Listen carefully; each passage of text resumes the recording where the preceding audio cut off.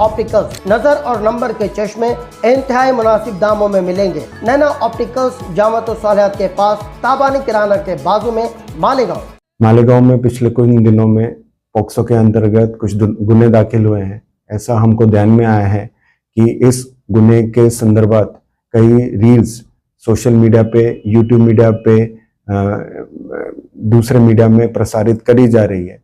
ये section 23 POCSO के अंतर्गत बिल्कुल भी अलाउड नहीं है और एक अपराध है।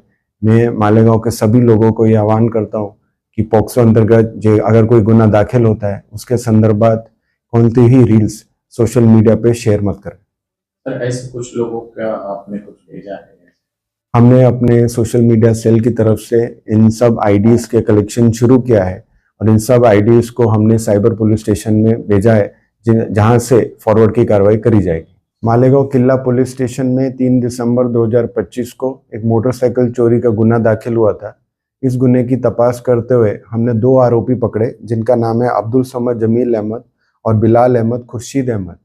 इनके साथ में ही हमको कुल मिला के टोटल 10 मोटरसाइकिल जब्त हुई है और इस 10 मोटरसाइकिल की कीमत 7 लाख रुपए के ऊपर है।